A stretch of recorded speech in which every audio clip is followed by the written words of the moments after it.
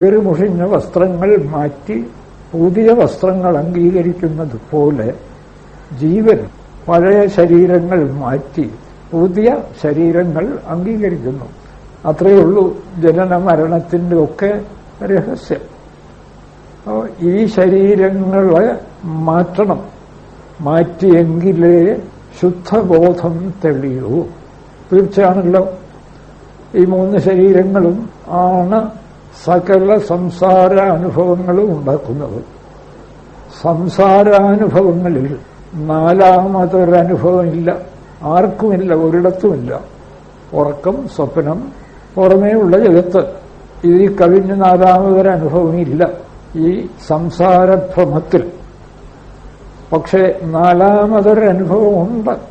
ഈ 3 ശരീരങ്ങളും മാറിക്കഴിയുമ്പോൾ ശുദ്ധമായ ബോധത്തിന്റെ കേവലാനന്ദസ്ഥിതി, ഇതാണ് 4മത്തെ അനുഭവം. അതിനെയാണ് തുരീയാനുഭവം എന്ന് പറയുന്നത്. ജാഗ്രത്, സ്വപ്ന, സുഷുപ്തി എന്ന 3 അനുഭവങ്ങളും കഴിഞ്ഞ് അതിനപ്പുറത്തുണ്ടാകുന്ന തുരീയ അനുഭവം. തുരീയം എന്ന് പറഞ്ഞാൽ 4മത്തേത് എന്നേ അർത്ഥമുള്ളൂ. ഒരു യോഗി ഈ 3 ശരീരങ്ങളെയും പുറന്തള്ളി 4മത്തെ തുരീയാനുഭവത്തിലെത്തി ബ്രഹ്മസാക്ഷാത്കാരം നേടുന്നു. തുരീയാനുഭവത്തിലെ ശുദ്ധബോധം തന്നെയാണ് ബ്രഹ്മം. അവിടെ ആ ബോധത്തോട് ചേർന്ന് ജഡത്തിന്റെ യാതൊരു അംശവുമില്ല, ശുദ്ധബോധം.